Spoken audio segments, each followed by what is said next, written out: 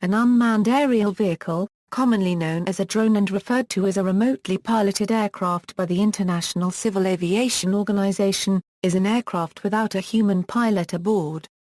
Its flight is controlled either autonomously by onboard computers or by the remote control of a pilot on the ground or in another vehicle. The typical launch and recovery method of an unmanned aircraft is by the function of an automatic system or an external operator on the ground.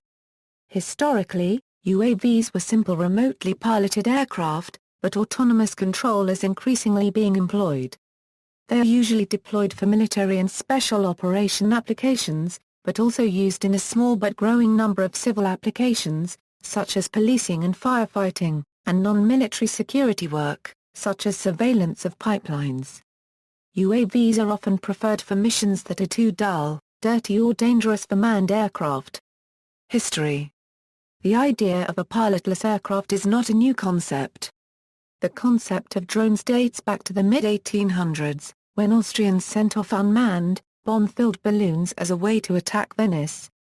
The drone we see today started in aviation in the early 1900s, and was originally used for target practice to train military personnel. It continued to be developed during World War I, when the Dayton Wright Airplane Company came up with the pilotless aerial torpedo that would drop and explode at a particular, preset time. The earliest attempt at a powered unmanned aerial vehicle was A.M. Lowe's aerial target of 1916. Nikola Tesla described a fleet of unmanned aerial combat vehicles in 1915. A number of remote-controlled airplane advances followed during and after World War I, including the Hewitt-Sperry automatic airplane. The first scale RPV was developed by the film star and model airplane enthusiast Reginald Denny in 1935. More were made in the technology rush during World War II. These were used both to train anti-aircraft gunners and to fly attack missions. Nazi Germany also produced and used various UAV aircraft during the course of WWII. Jet engines were applied after World War II in such types as the Teledyne Ryan Fire B-1 of 1951. While companies like Beechcraft also got in the game with their Model 1001 for the United States Navy in 1955. Nevertheless, they were little more than remote-controlled airplanes until the Vietnam era. The birth of U.S. UAVs began in 1959 when United States Air Force officers, concerned about losing pilots over hostile territory, began planning for the use of unmanned flights. This plan became intensified when Francis Gary Powers and his secret U-2 were shot down over the Soviet Union in 1960. Within days, the highly classified UAV program was launched under the code name of Red Wagon. The 2nd and 4th August 1964, clash in the Tonkin Gulf between naval units of the U.S. and North Vietnamese Navy initiated America's highly classified UAVs into their first combat missions of the Vietnam War. When the Red Chinese showed photographs of downed U.S. UAVs via Wide World Photos, the official U.S. response was no comment. There are two prominent UAV programs within the United States, that of the military and that of the Central Intelligence Agency. The military unregistered trademark UAV program is overt, meaning that the public recognizes which government operates it and, therefore, it only operates where U.S. troops are stationed. The SIA unregistered trademark program is clandestine. Missions performed by the SIA unregistered trademark UAV program do not always occur where U.S. troops are stationed. The SIA unregistered trademark UAV program was commissioned as a result of the 11th September terrorist attacks and the increasing emphasis on operations for intelligence gathering in 2004. This clandestine program is primarily being used in Afghanistan, Pakistan, Yemen, and Somalia. UAVs collect intelligence in these countries by loitering around their target. The SIA unregistered trademark's first UAV program is called the Eagle program. It was led by Dwayne Claridge, the director of the Counter-Terrorism Center. This program constructed the SIA unregistered trademark's first using a off-the-shelf technology, a which included items such as garage door openers and model airplanes. Only on February 26, 1973, during testimony before the United States House Committee on Appropriations, the U.S. military officially confirmed that they had been utilizing UAVs in Southeast Asia. Over 5,000 U.S. airmen had been killed and over 1,000 more were either missing in action or captured. The USAF 100th Strategic Reconnaissance Wing had flown approximately 3,435 UAV missions during the war at a cost of about 554 UAVs lost to all causes. In the words of USAF General George S. Brown, Commander, Air Force Systems Command, in 1972, "The only reason we need is that we don't want to needlessly expend the man in the cockpit." Later that same year, General John C. Mayer, Commander-in-Chief, Strategic Air Command, stated, "We let the drone do the high-risk flying. The loss rate is high, but we are willing to risk more of them. They save lives." During the 1973 Yom Kippur War, Soviet-supplied surface-to-air missile batteries in Egypt and Syria caused heavy damage to Israeli fighter jets. As a result, Israel developed the first UAV with real-time surveillance. The images and radar decoying provided by these UAVs helped Israel to completely neutralize the Syrian air defenses at the start of the 1982 Lebanon War, resulting in no pilots downed. The first time UAVs were used as proof of concept of super-agility post-stall controlled flight in combat flight simulations was with tailless, stealth technology-based, three-dimensional thrust vectoring flight control, jet steering UAVs in Israel in 1987. With the maturing and miniaturization of applicable technologies as seen in the 1980s and 1990s, interest in UAVs grew within the higher echelons of the U.S. military. In the 1990s, the U.S. Department of Defense gave a contract to U.S. corporation AAI Corporation of Maryland along with Israeli company Mazlot. The U.S. Navy bought the AAI Pioneer UAV that was jointly developed by American AAI Corporation and Israeli Mazlot, and this type of UAV is still in use. Many of these Pioneer and newly developed U.S.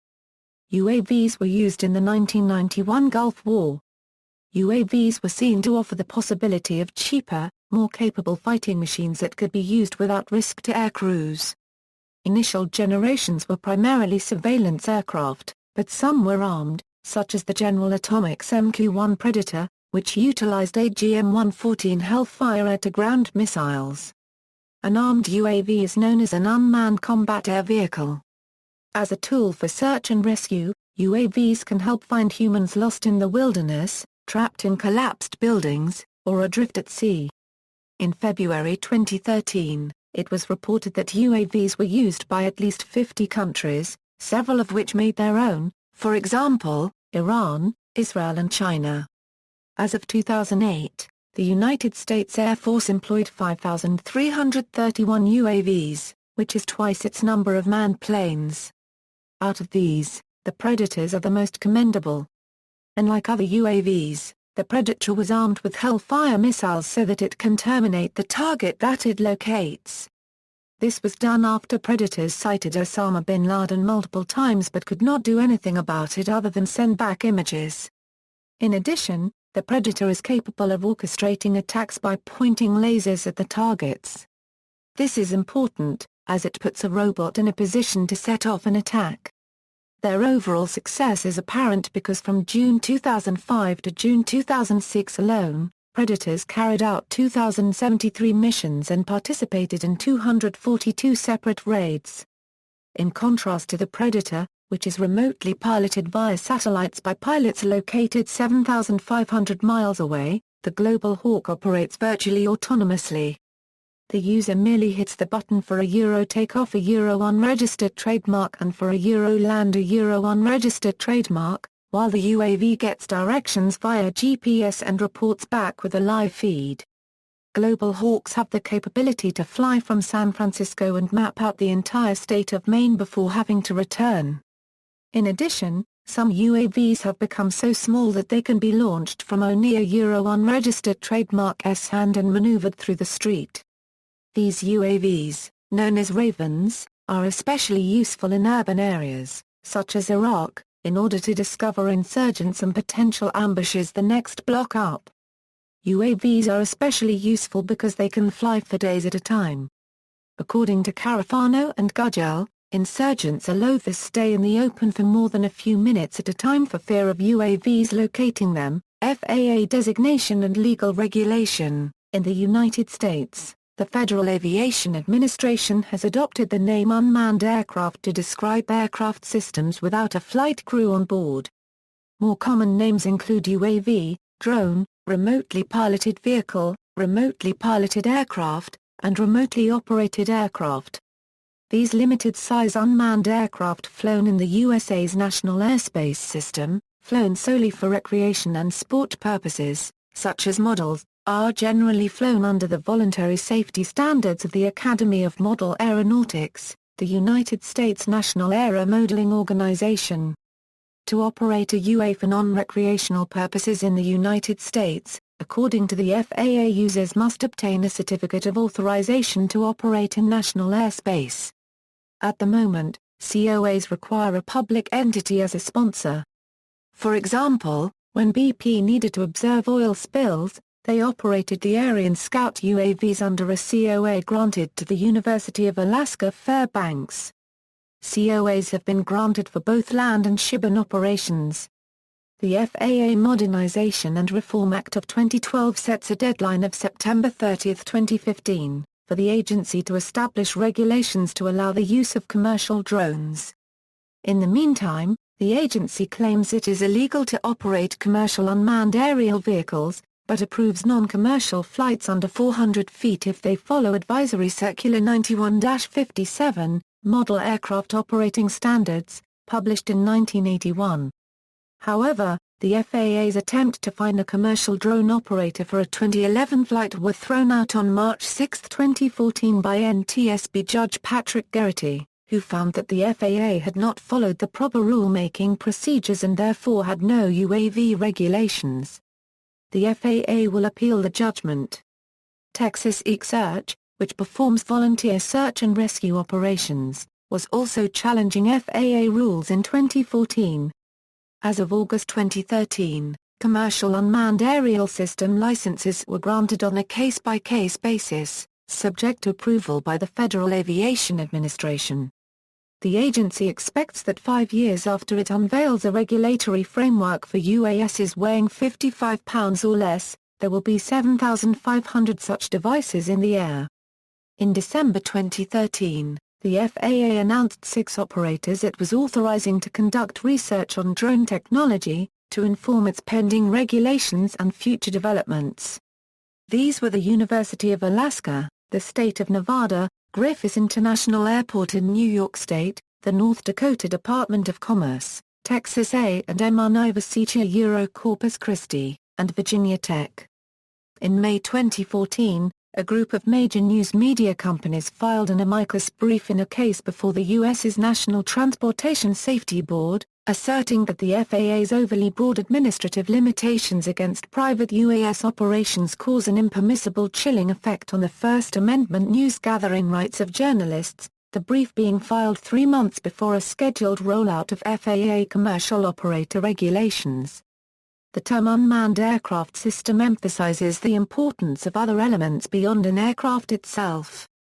A typical UAS consists of the following: unmanned aircraft, control system, such as ground control station, control link, a specialized data link, and other related support equipment. For example, the RQ-7 Shadow UAS consists of 4 UAs, 2 GCSs, 1 portable GCS, 1 launcher, 2 ground data terminals, 1 portable GDT, and 1 remote video terminal. Certain military units are also fielded with a maintenance support vehicle. Because of this systemic approach, unmanned aircraft systems have not been included in the United States munitions list category via a Euro aircraft and associated equipment. Vice versa, the A-OE unmanned aerial vehicle systems are clearly mentioned at paragraph 121-16 Missile Technology Control Regime Annex of the United States Munitions List. More precisely, the Missile Technology Control Regime Annex levels rocket and unmanned aerial vehicle systems together. The term UAS was since adopted by the United States Department of Defense and the British Civil Aviation Authority. The term used previously for unmanned aircraft system was unmanned aircraft vehicle system. Classification.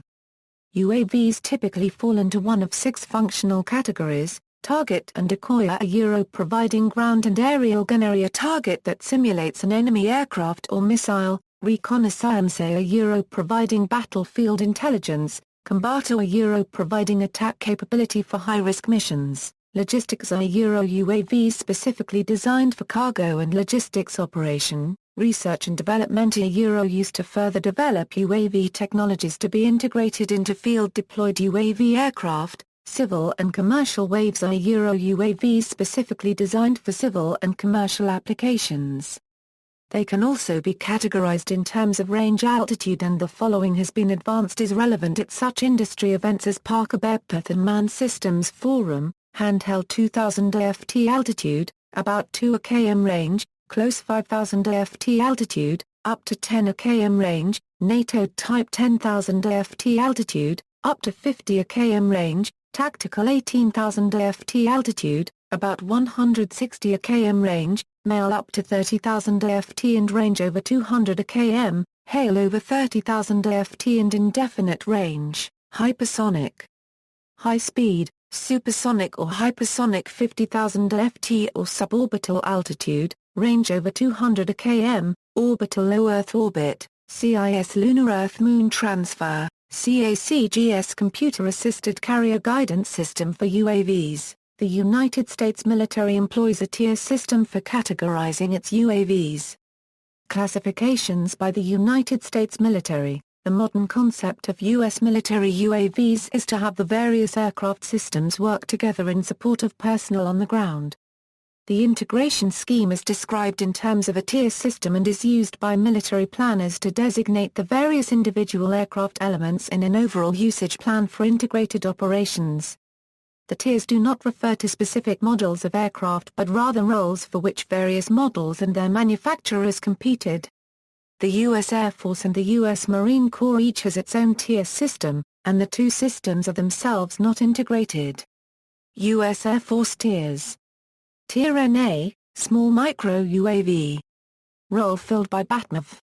Tier I, low altitude, long endurance. Role filled by the NAT 750. Tier 2, medium altitude, long endurance. Role currently filled by the MQ-1 Predator and MQ-9 Reaper. Tier 2 plus high altitude, long endurance conventional UAV. Altitude, 60,000 to 65,000 feet, less than 300 knots airspeed, 3,000 nautical mile radius, 24-hour time on station capability. Complementary to the Tier 3 aircraft. Role currently filled by the RQ-4 Global Hawk. Tier 3 high altitude, long endurance low observable UAV. Same parameters as, and complementary to, the Tier 2 plus aircraft. The RQ-3 Dark Star was originally intended to fulfill this role before it was terminated. Role now filled by RQ-170 Sentinel. U.S. Marine Corps tiers, Tier NA, micro UAV. WASP-3 fills this role, driven largely by the desire for commonality with the USAF BATNAV. Tier I, role currently filled by the Dragon I, but all ongoing and future procurement for the Dragon I program is going now to the RQ-11B Raven B. Tier 2, role currently filled by the Scan Eagle. Tier 3, for 2 decades, the role of medium-range tactical UAV was filled by the Pioneer UAV. In July 2007, the Marine Corps announced its intention to retire the aging Pioneer fleet and transition to the RQ-7 Shadow tactical unmanned aircraft system by AAI Corporation. The first Marine Shadow systems have already been delivered, and training for their respective Marine Corps units is underway. U.S. Army tiers, Tier I, small UAV. Role filled by the RQ-11B Raven. Tier 2, short-range tactical UAV. Role filled by the RQ-7B Shadow 200. Tier 3, medium-range tactical UAV. Role currently filled by the MQ-5 Ares per Byte Hunter and IGN-AT Ignatiar, but transitioning to the extended-range multi-purpose MQ-1 Sea Grey Eagle. Future Combat Systems classes, Class I, for small units. Role to be filled by all new UAV with some similarity to micro-air vehicle. Class 2, for companies. Class 3, for battalions. Class 4, for brigades. Role to be filled by the AQ-8 Ares per byte/MQ-8B Fire Scout. Unmanned aircraft system. An unmanned aircraft system includes ground stations and other elements besides the actual aircraft. The term was first officially used by the FAA in early 2005 and subsequently adopted by DoD that same year in their Unmanned Aircraft System Roadmap 2005-2030. The official acronym UAS is also used by the International Civil Aviation Organization and other government aviation regulatory organizations. The military role of unmanned aircraft systems is growing at unprecedented rates. In 2005, tactical and theater-level unmanned aircraft alone had flown over 100,000 flight hours in support of Operation Enduring Freedom and Operation Iraqi Freedom, in which they are organized under Task Force Liberty in Afghanistan and Task Force Odin in Iraq. Rapid advances in technology are enabling more and more capability to be placed on smaller airframes, which is spurring a large increase in the number of small unmanned aircraft systems being deployed on the battlefield. The use of SUAS in combat is so new that no formal DoD-wide reporting procedures have been established to track SUAS flight hours. As the capabilities grow for all types of UAS, nations continue to subsidize their research and development, leading to further advances and enabling them to perform a multitude of missions. UAS no longer only perform intelligence, surveillance, and reconnaissance missions, although this still remains their predominant type. Their roles have expanded to areas including electronic attack, strike missions, suppression or destruction of enemy air defense, network node or communications relay, combat search and rescue, and derivations of these themes. These UAS range in cost from a few $1,000s to tens of millions of dollars, with aircraft ranging from less than £1 to over £40,000. When the Obama administration announced in December 2009, the deployment of 30,000 new troops in Afghanistan, there was already an increase of attacks by unmanned predatory UAVs against Taliban and al-Qaeda militants in Afghanistan and Pakistan's tribal areas, of which one probably killed a key member of al-Qaeda. However, neither Osama bin Laden nor Ayman al-Zawahiri was the likely target, according to reports. According to a report of the New America Foundation, armed UAV strikes had dramatically increased under President Obama even before his deployment decision. There were 43 such attacks between January and October 2009. The report draws on what it deems to be credible local and national media stories about the attacks. This can be compared to a total of 34 in all of 2008, which was President Bush's last full year in office. Between 2006 and 2009, UAV-launched missiles allegedly had killed between 750 and 1,000 people in Pakistan, according to the report. Of these, about 20 people were said to be leaders of al-Qaeda, Taliban, and associated groups.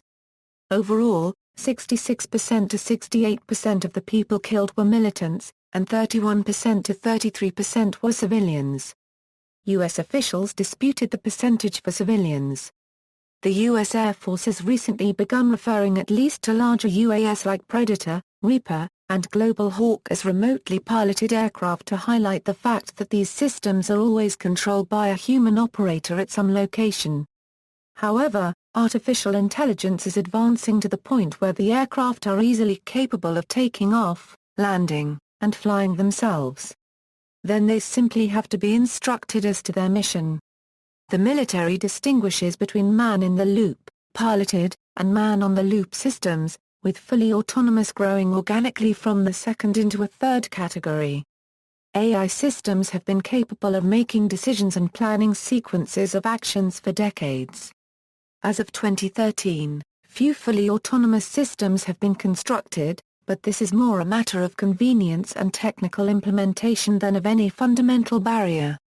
To distinguish UAVs from missiles, a UAV is defined as a powered, aerial vehicle that does not carry a human operator, uses aerodynamic forces to provide vehicle lift, can fly autonomously or be piloted remotely, can be expendable or recoverable, and can carry a lethal or non-lethal payload. Therefore, cruise missiles are not considered UAVs because, like many other guided missiles, the vehicle itself is a weapon that is not reused, even though it is also unmanned and in some cases remotely guided. As of January 2014, the U.S. military operates a large number of unmanned aerial systems, 7,362 RQ-11 Ravens, 990 Aero-Virament Wasp IIIs, 1,137 Aero-Virament RQ-20 Pumas, and 306 RQ-16T Hawk small UAS systems and 246 MQ-1 Predators and MQ-1C Grey Eagles, 126 MQ-9 Reapers, 491 RQ-7 Shadows, and 33 RQ-4 Global Hawk large systems. Uses. Beyond the military applications of UAVs with which drones became most associated, numerous civil aviation uses have been developed, including aerial surveying of crops, acrobatic aerial footage and filmmaking, search and rescue operations, inspecting power lines and pipelines, and counting wildlife, delivering medical supplies to remote or otherwise inaccessible regions, with some manufacturers rebranding the technology as unmanned aerial systems in preference over drones. Drones have also been used by animal rights advocates to determine if illegal hunting is taking place, even on private property. Drones equipped with video cameras are being used by the League Against Cruel Sports, a British animal rights group, to spot instances of illegal fox hunting. UAVs are nowadays routinely used in several applications where human interaction is difficult or dangerous. These applications range from military to civilian and include reconnaissance operations, border patrol missions, forest fire detection, surveillance, and search-rescue missions. Remote sensing. UAV remote sensing functions include electromagnetic spectrum sensors, gamma-ray sensors, biological sensors, and chemical sensors. A UAV's electromagnetic sensors typically include visual spectrum, infrared, or near-infrared cameras as well as radar systems. Other electromagnetic wave detectors such as microwave and ultraviolet spectrum sensors may also be used but are uncommon. Biological sensors are sensors capable of detecting the airborne presence of various microorganisms and other biological factors. Chemical sensors use laser spectroscopy to analyze the concentrations of each element in the air. Commercial aerial surveillance of large areas is made possible with low-cost UAV systems. Surveillance applications include livestock monitoring, wildfire mapping, pipeline security, home security, road patrol, and anti-piracy.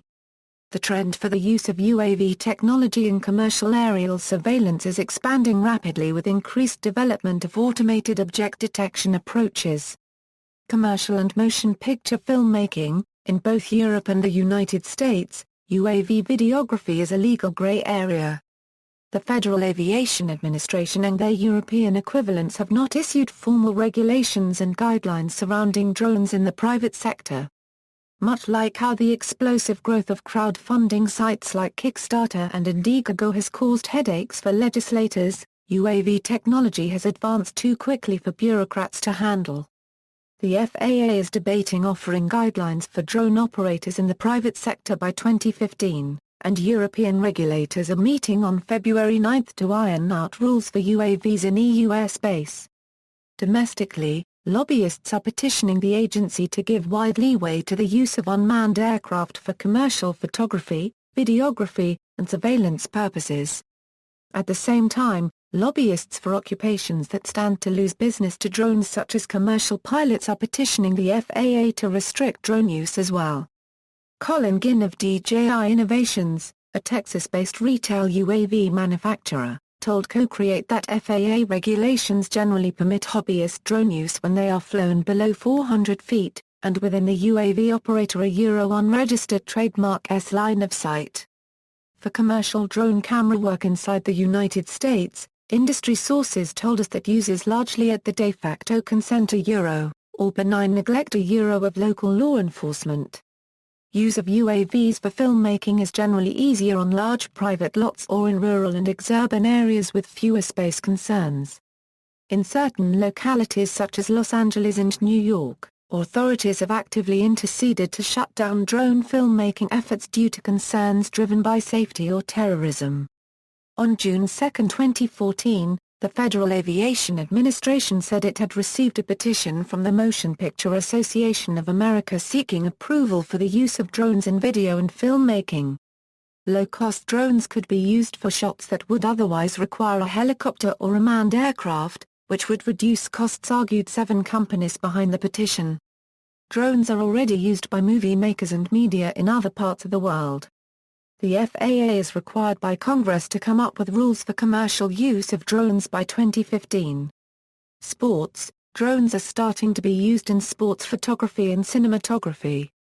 For example, they were used in the 2014 Winter Olympics in Sochi for filming skiing and snowboarding events.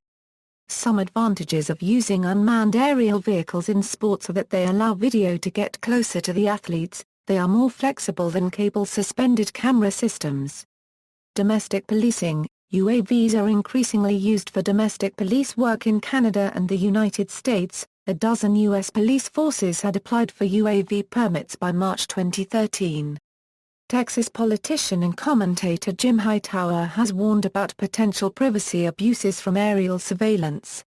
In February 2013, Seattle Mayor Michael Magine responded to protests by scrapping the Seattle Police Department's unregistered trademark S plan to deploy UAVs. First drone-assisted arrest of an American. On January 28, 2014, a North Dakota cattle rancher was sentenced to 3 years in prison, with all but 6 months suspended, for terrorizing police officers who were trying to arrest him at his property in 2011. The case garnered national attention because it was the first time a law enforcement agency had used an unmanned aerial vehicle to assist in carrying out an arrest. The Predator drone was from the Department of Homeland Security's Customs and Border Patrol. Oil, gas and mineral exploration and production: UAVs can be used to perform geophysical surveys, in particular geomagnetic surveys where the processed measurements of the Earth's differential magnetic field strength are used to calculate the nature of the underlying magnetic rock structure. A knowledge of the underlying rock structure helps trained geophysicists to predict the location of mineral deposits. The production side of oil and gas exploration and production entails the monitoring of the integrity of oil and gas pipelines and related installations. For above-ground pipelines, this monitoring activity could be performed using digital cameras mounted on one or more UAVs. The InView UAV is an example of a UAV developed for use in oil, gas, and mineral exploration and production activities. Disaster relief: UAVs transport medicines and vaccines, and retrieve medical samples, into and out of remote or otherwise inaccessible regions. Drones can help in disaster relief by gathering information from across an affected area. Drones can also help by building a picture of the situation and giving recommendations for how people should direct their resources to mitigate damage and save lives. Scientific research: unmanned aircraft are especially useful in penetrating areas that may be too dangerous for manned aircraft. The National Oceanic and Atmospheric Administration began utilizing the Aerosonde unmanned aircraft system in 2006 as a hurricane hunter. AAI Corporation subsidiary Aerosonde Proprietary Limited of Victoria, Australia, designs and manufactures the 35-pound system, which can fly into a hurricane and communicate near real-time data directly to the National Hurricane Center in Florida. Beyond the standard barometric pressure and temperature data typically culled from manned hurricane hunters, the Aerosonde system provides measurements far closer to the water unregistered trademark S surface than previously captured. NASA later began using the Northrop Grumman RQ-4 Global Hawk for extended hurricane measurements. Further applications for unmanned aircraft can be explored once solutions have been developed for their accommodation within national airspace, an issue currently under discussion by the Federal Aviation Administration. UAVSI, the UK manufacturer, also produces a variant of their Vigilant Light UAS designed specifically for scientific research in severe climates, such as the Antarctic. There have also been experiments with using UAVs as a construction and artwork tool at locations such as the ETH Zurich. Armed attacks. MQ-1 Predator UAVs armed with Hellfire missiles are increasingly used by the U.S. as platforms for hitting ground targets. Armed Predators were first used in late 2001 from bases in Pakistan and Uzbekistan, mostly aimed at assassinating high-profile individuals inside Afghanistan. Since then, there have been many reported cases of such attacks taking place in Afghanistan, Pakistan, Yemen, and Somalia. The advantage of using an unmanned vehicle rather than a manned aircraft in such cases is to avoid a diplomatic embarrassment should the aircraft be shot down and the pilots captured, since the bombings take place in countries deemed friendly and without the official permission of those countries. A Predator based in a neighboring Arab country was used to kill suspected al-Qaeda terrorists in Yemen on November 3, 2002. This marked the first use of an armed Predator as an attack aircraft outside of a theater of war such as Afghanistan. The U.S. has claimed that the Predator strikes killed at least 9 senior al-Qaeda leaders and dozens of lower-ranking operatives, depleting its operational tier in what U.S. officials described as the most serious disruption of al-Qaeda since 2001. It was claimed that the Predator strikes took such a toll on al-Qaeda that militants began turning violently on one another out of confusion and distrust. A senior U.S. counterterrorism official said, "They have started hunting down people who they think are responsible for security breaches. People are showing up dead, or disappearing." By October 2009, the CIA claimed to have killed more than half of the 20 most wanted al-Qaeda terrorist suspects in targeted killings using UAVs. By May 2010, counterterrorism officials said that UAV strikes in the Pakistani tribal areas had killed more than 500 militants since 2008 and no more than 30 nearby civilians, mainly family members who lived and traveled with the targets. UAVs linger overhead after a strike, in some cases for hours, to enable the CIA to count the bodies and attempt to determine which, if any, are civilians. A Pakistani intelligence officer gave a higher estimate of civilian casualties, saying 20% of total deaths were civilians or non-combatants. In February 2013, U.S. Senator Lindsey Graham stated that 4,756 people have been killed by U.S. UAVs. CIA officials became concerned in 2008 that targets in Pakistan were being tipped off to pending U.S. UAV strikes by Pakistani intelligence, when the U.S. requested Pakistani permission prior to launching UAV-based attacks. The Bush administration therefore decided in August 2008 to abandon the practice of obtaining Pakistani government permission before launching missiles from UAVs. And in the next 6 months the CIA carried out at least 38 Predator strikes in northwest Pakistan, compared with 10 in 2006 and 2007 combined. In 2012, the USAF trained more UAV pilots than ordinary jet fighter pilots for the first time. One issue with using armed drones to attack human targets is the size of the bombs being used and the relative lack of discrimination of the 100 lb Hellfire, which was designed to eliminate tanks and attack bunkers. Smaller weapons such as the Raytheon Griffin and small tactical munition are being developed as a less indiscriminate alternative, and development is underway on the still smaller U.S. Navy-developed Spike missile. The payload-limited Predator A can also be armed with 6 Griffin missiles, as opposed to only 2 of the much heavier Hellfires. Civilian casualties. Questions have been raised about the accuracy of UAV-based missile strikes. In March 2009, The Guardian reported allegations that Israeli UAVs armed with missiles killed 48 Palestinian civilians in the Gaza Strip, including 2 small children in a field and a group of women and girls in an otherwise empty street. In June, Human Rights Watch investigated 6 UAV attacks that were reported to have resulted in civilian casualties and alleged that Israeli forces either failed to take all feasible precautions to verify that the targets were combatants or failed to distinguish between combatants and civilians. In July 2009, Brookings Institution released a report stating that in the United States-led drone attacks in Pakistan, 10 civilians died for every militant killed. Azmat Hussain, a former ambassador of Pakistan, said in July 2009 that American UAV attacks were turning Pakistani opinion against the United States and that 35 or 40 such attacks only killed 8 or 9 top al-Qaeda operatives. Although it may never be known how many civilians have died as a result of U.S. UAV strikes in Pakistan, there are estimates of hundreds or thousands of innocent bystanders who have perished in such attacks. Pakistani authorities released statistics indicating that between 1 January 2009 and 31 December 2009, US RQ-1 Predator and RQ-9 Reaper UAV strikes have killed over 700 innocent civilians. The website PakistanBodyCount.org shows 1,065 civilian deaths between June 2004 and 30 January 2010 and tallies 103 UAV strikes carried out by the United States. With the increase of UAV strikes, January 2010 proved to be a deadly month in Pakistan with 123 innocent civilians killed, according to a story in the international news. In addition, it has been reported that 160 children have died from UAV-launched attacks in Pakistan. Further, over 1,000 civilians have been injured.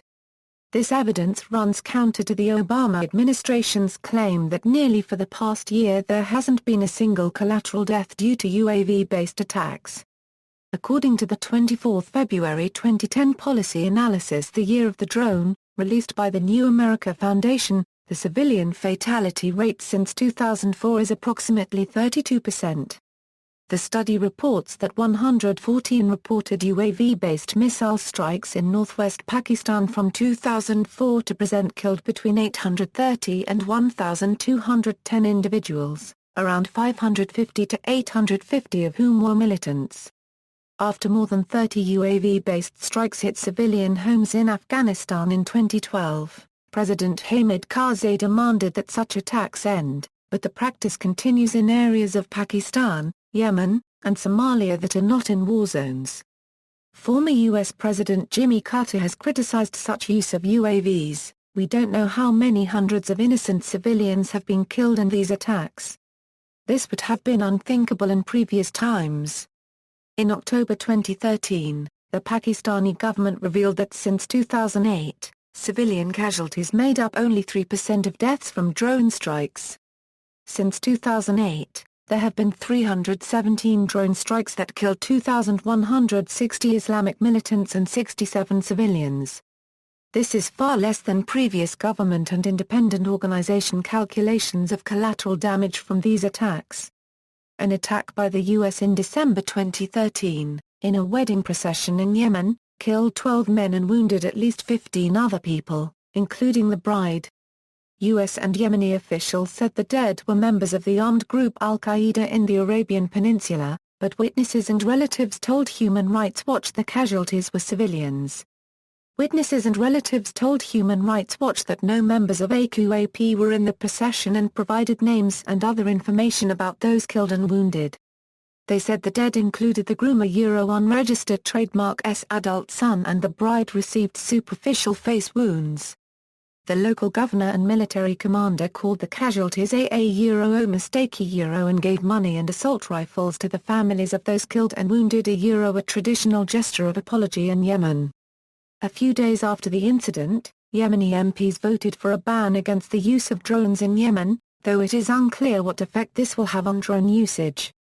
Aerial target practice and training of human pilots. Since 1997, the U.S. military has used more than 80 F-4 Phantoms converted into robotic planes for use as aerial targets for combat training of human pilots. The F-4s were supplemented in September 2013 with F-16s as more realistically maneuverable targets.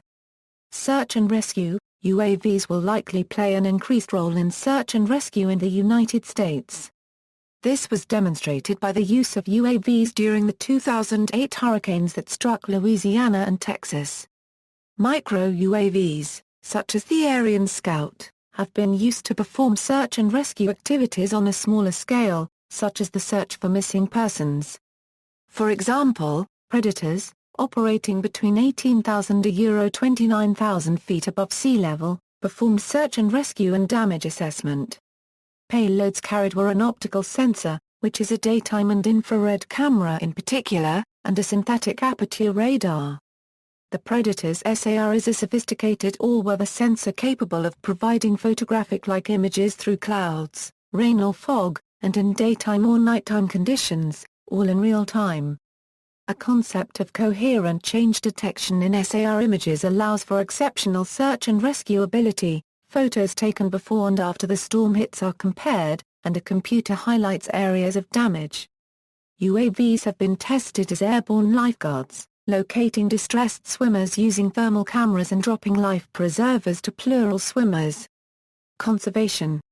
In June 2012, WWF announced it will begin using UAVs in Nepal to aid conservation efforts following a successful trial of 2 aircraft in Chitwan National Park, with ambitions to expand to other countries, such as Tanzania and Malaysia. The Global Wildlife Organization plans to train 10 personnel to use the UAVs, with operational use beginning in the fall. In August 2012, UAVs were used by members of the Sea Shepherd Conservation Society in Namibia to document the annual seal cull. In December 2013, the Falcon UAV was selected by the Namibian GOVT and WWF to help combat rhino poaching. The drones will be monitoring rhino populations in Etosha National Park and will use RFID sensors. Animal rights. In Pennsylvania, showing animals respect and kindness use drones to monitor people shooting at pigeons for sport. One of their octocopter drones was shot down by hunters. In March 2013, The Times published a controversial story that UAV conservation non-profit Shadow View, founded by former members of Sea Shepherd Conservation Society, had been working for several months with anti-hunting charity the League Against Cruel Sports to expose illegal fox hunting in the UK. Hunt supporters have argued that using UAVs to film hunting is an invasion of privacy. In April 2013, People for the Ethical Treatment of Animals announced its intention to use drones to monitor hunters, as well as possibly industrial farms, fishing areas, and other venues where animals routinely suffer and die. Some gun owners responded by suggesting they'd shoot down these drones. In 2014, Will Potter proposed using drones to monitor conditions on factory farms. The idea is to circumvent ag-gag prohibitions by keeping the drones on public property but equipping them with cameras sensitive enough to monitor activities on the farms. Potter raised nearly $23,000 in 2 days for this project on Kickstarter. Maritime Patrol. Japan is studying how to deal with the UAVs the PRC is starting to use to enforce their claims on unmanned islands. Forest fire detection. Forestry unmanned aerial vehicles. Another application of UAVs is the prevention and early detection of forest fires. The possibility of constant flight, both day and night, makes the methods used until now become obsolete. Cameras and sensors that provide real-time emergency services, including information about the location of the outbreak of fire as well as many factors that are helpful for fire crews to conduct fire suppression. Archaeology. In Peru, archaeologists use drones to speed up survey work and protect sites from squatters, builders and miners. Small drones helped researchers produce three-dimensional models of Peruvian sites instead of the usual flat maps and in days and weeks instead of months and years. Drones have replaced expensive and clumsy small planes, kites and helium balloons. Drones costing as little as £650 have proven useful. In 2013, drones have flown over at least 6 Peruvian archaeological sites, including the colonial Andean town Mixulac to 4,000 meters above sea level. The drones continue to have altitude problems in the Andes, leading to plans to make a drone blimp, employing open-source software. Jeffrey Quilter, an archaeologist with Harvard University said, "You can go up 3 meters and photograph a room, 300 meters and photograph a site, or you can go up 3,000 meters and photograph the entire valley." Future potential. In the military sector, Predators and Reapers are tailor-made for counter-terrorism operations and in war zones in which the enemy lacks sufficient firepower to shoot them down, but are not designed to withstand anti-aircraft defenses or air-to-air combat. In September 2013, the Chief of the Air Combat Command stated that current UAVs were useless in a contested environment unless manned aircraft were put there to protect them. A 2012 Congressional Research Service report indicated that in the future, UAVs may be able to perform a variety of tasks beyond their present roles in intelligence, surveillance, reconnaissance and strikes. The CRS report listed resupply, combat search and rescue, aerial refueling, and air-to-air combat as possible future undertakings. The U.S. Department of Defense's Unmanned Systems Integrated Roadmap FY 2013-2038 foresees UAVs having a more important place in combat, recognizing that the near future will involve making sure the technology works at all, before exploiting their potential in the following decade. Beyond solving technical issues, issues to be resolved include human-UAV interaction, managing expected increases in amounts of information generated by UAV fleets, transitioning from direct human control to UAV's automatic adaptation to changing conditions, and developing UAV-specific munitions. In the private sector, initial attempts at commercial use of UAVs, such as the Tachycopter Company for the food delivery, were blocked by FAA regulation. Amazon.com founder Jeff Bezos' December 2013 announcement that Amazon is planning rapid delivery of lightweight commercial products using UAVs was met with skepticism, with perceived obstacles including federal and state regulatory approval, public safety, reliability, individual privacy, operator training and certification, security, payload thievery, and logistical challenges. In July 2014 it was revealed Amazon was working on its 8th and 9th drone prototypes, some that could fly 50 miles an hour and carry 5-pound packages, and had applied to the FAA to test them. In December 2013, in a research project of Deutsche Post AG subsidiary DHL, a sub-kilogram quantity of medicine was delivered via prototype microdrones a parcel copter, raising speculation that disaster relief may be the first place the company will use the technology. In February 2014, the Prime Minister and Cabinet Affairs Minister of the United Arab Emirates announced that the UAE planned to launch a fleet of UAVs for civilian purposes. Plans were for the UAVs to use fingerprint and eye recognition systems to deliver official documents such as passports, ID cards and licenses, and supply emergency services at accidents. A battery-powered prototype 4-rotor UAV about half a meter across was displayed in Dubai. In 2014, Fendi started making plans to use drones to show its catwalk fashions.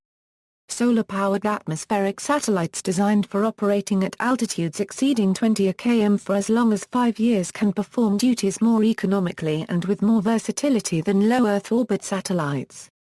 Likely applications include weather monitoring, disaster recovery, Earth imaging, and communications. In 2014, a company called SensePose demonstrated at a security conference in Singapore a quadricopter UAV with software which could steal data from smartphones in the vicinity, such as identities, passwords and banking data. The software attacked smartphones with Wi-Fi switched on by impersonating a previously used network. The European Union sees benefits and challenges for civilian drones, and in 2014 proposes a set of regulations to control the effects of drones on people's safety, security and privacy. Drone market share could be up to 10% of aviation in 10 years, and the EU suggests streamlining R&D efforts. Design and development considerations. UAV design and production is a global activity with manufacturers all across the world. The United States and Israel were initial pioneers in this technology, and U.S. manufacturers had a market share of over 60% in 2006, with U.S. market share due to increase by €10% through 2016. Northrop Grumman and General Atomics are the dominant manufacturers in this industry on the strength of the Global Hawk and Predator Mariner systems. According to the Stockholm International Peace Research Institute, Israeli companies were behind 41% of all UAVs exported in 2001 to 2011. The European market share represented 4% of global revenue in 2006. In December 2013, the Federal Aviation Administration announced it selections 6 states that will host test sites emphasizing respective research goals: Alaska, Nevada, New York, North Dakota, Texas, and Virginia. Some universities offer UAS research and training programs or academic degrees. Development costs for American military UAVs, as with most military programs, have tended to overrun their initial estimates. This is mostly due to changes in requirements during development and a failure to leverage UAV development programs over multiple armed services. This has caused United States Navy UAV programs to increase in cost from 0% to 5%, while United States Air Force UAV programs have increased from 60% to 284%. Certification aspects. One of the main barriers to rapid full-scale growth of commercial unmanned aircraft is the concern for safety. As a myriad of certification agencies scramble to keep up with the unique demands of this fast-growing industry, one thing is clear: where applicable, pertinent certification standards for manned aircraft are starting to apply. For the complex electronics that provide communication and control of these systems, this means a swift move towards compliance with DO 178C and DO 254 for software and hardware development. In most cases, the unmanned aircraft can only be operated as part of a system, hence the term OE unmanned aircraft system or UAS. The UAS consists of an unmanned aircraft, a remote pilot station and the command, control and communications links that join them. As such, safety considerations address all of these elements. In 2011, the International Civil Aviation Organization of the United Nations published Circular 328. This document states a UAS should demonstrate equivalent levels of safety as manned aircraft and thus meet relevant government rules for flight and flight equipment. Within the United States, the Congress passed a bill in 2012 that mandated the FAA create a plan for allowing UAS into commercial airspace. Subsequently, the FAA issued a OAV integration of civil unmanned aircraft systems in the National Airspace System Roadmap. As of 2014, obtaining an experimental airworthiness certificate for a particular UAS is the only way civil operators of unmanned aircraft are accessing the National Airspace System of the United States. FAA Order 8130.34, Airworthiness Certification of Unmanned Aircraft Systems, establishes procedures for issuing this certification, and as such establishes guidance standards for certification aspects of development and operation, which may be addressed by adoption of such standards as ARP 4754A, and DO 178C. The FAA roadmap is, in essence, maturation of the acceptance of UAVs from this OE experimental aircraft certification to requiring the same standard airworthiness type certification of manufacturing design as is now required of conventional manned aircraft. Degree of autonomy. Early UAVs used during the Vietnam War captured video that was recorded to film or tape on the aircraft. These aircraft often flew either in a straight line or in preset circles collecting video until they ran out of fuel and landed. After landing, the film was recovered for analysis. Because of the simple, repetitive nature of these operations, the aircraft were often called drones. As new radio control systems became available, UAVs were often remote-controlled, and the term remotely piloted vehicle came into vogue. Today's UAVs often combine remote control and computerized automation. More sophisticated versions may have built-in control or guidance systems to perform low-level human pilot duties, such as speed and flight path stabilization, and simple scripted navigation functions, such as waypoint following. In news and other discussions, the term drone is still often mistakenly used to refer to these more sophisticated aircraft. Most early UAVs were not autonomous at all. The field of air vehicle autonomy is a recently emerging field, largely driven by the military to develop battle-ready technology. Compared to the manufacturing of UAV flight hardware, the market for autonomy technology is fairly immature and undeveloped. Autonomy technology that is important to UAV development falls under the following categories: sensor fusion, combining information from different sensors for use on board the vehicle including the automatic interpretation of ground imagery, communications, handling communication and coordination between multiple agents in the presence of incomplete and imperfect information, path planning, determining an optimal path for vehicle to follow while meeting certain objectives and mission constraints, such as obstacles or fuel requirements, trajectory generation, determining an optimal control maneuver to take in order to follow a given path or to go from one location to another, trajectory regulation, the specific control strategies required to constrain a vehicle within some tolerance to a trajectory, task allocation and scheduling, determining the optimal distribution of tasks amongst a group of agents within time and equipment constraints, cooperative tactics, formulating an optimal sequence and spatial distribution of activities between agents in order to maximize the chance of success in any given mission scenario. Autonomy is commonly defined as the ability to make decisions without human intervention. To that end, the goal of autonomy is to teach machines to be smart, and act more like humans. The keen observer may associate this with the developments in the field of artificial intelligence made popular in the 1980s and 1990s, such as expert systems, neural networks, machine learning, natural language processing, and vision.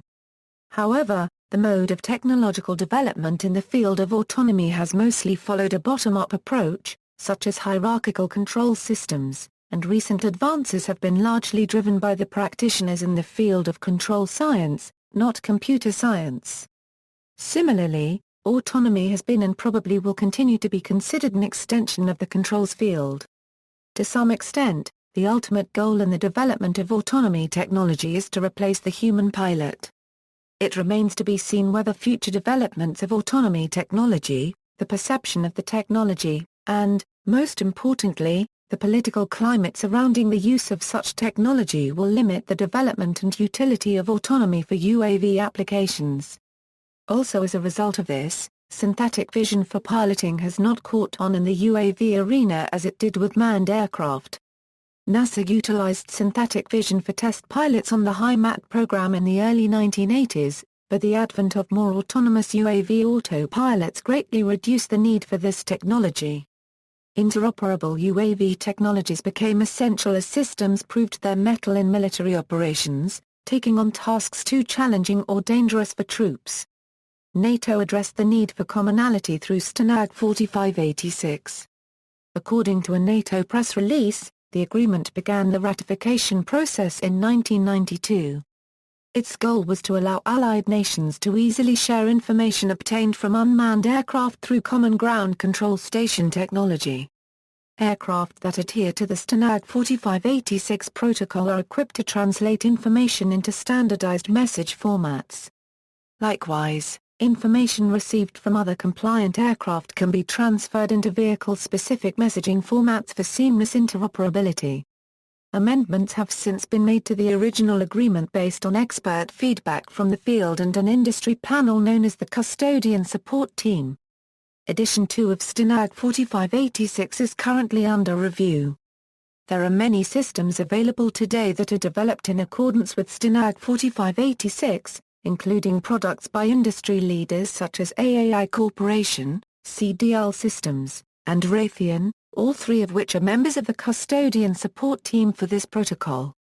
Military analysts, policymakers, and academics debate the benefits and risks of lethal autonomous robots, which would be able to select targets and fire without approval of a human.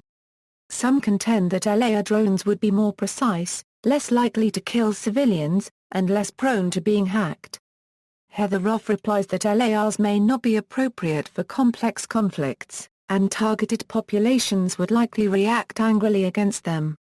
Will Mackwitz argues that the public would be more outraged by machine failures than human error, making LARs politically implausible.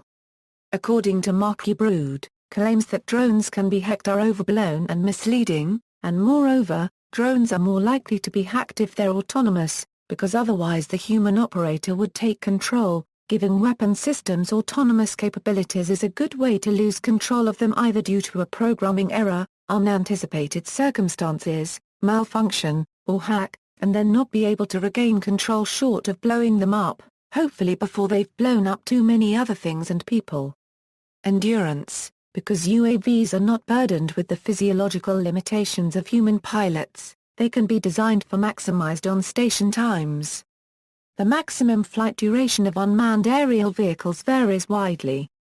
Internal combustion engine aircraft endurance depends strongly on the percentage of fuel burned as a fraction of total weight and so is largely independent of aircraft size. Because of the small size, weight, very low vibration and high power-to-weight ratio, Wankel rotary engines are increasingly being used in UAV aircraft. The engine is approximately one-third of the size and weight of a piston engine of equivalent power output, which offers significant advantages for UAV aircraft.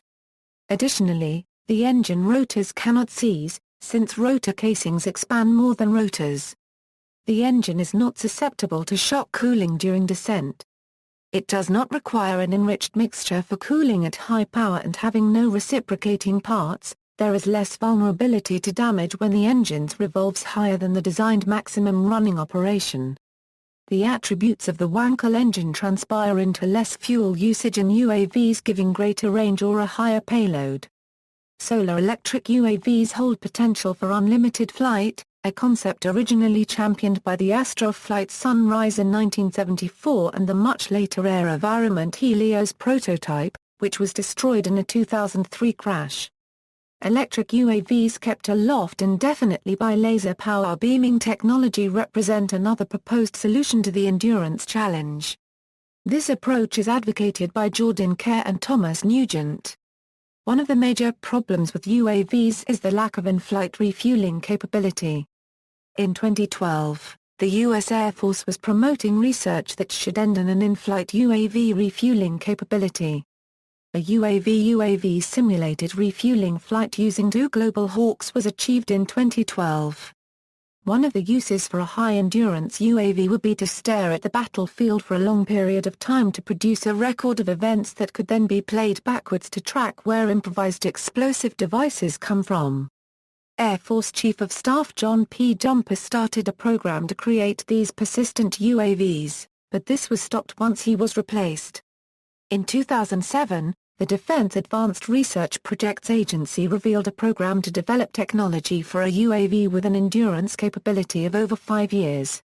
The program, entitled Vulture, entered Phase 2 on September 14, 2010, with a contract signed with Boeing for development of the Solar Eagle flight demonstrator.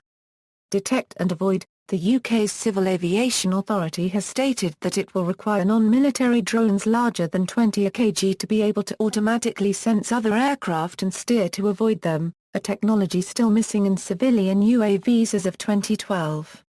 Hardening of the control stations, given the increasing military use of cyber attacks against Microsoft software, the United States Armed Forces have moved towards Linux ground control software.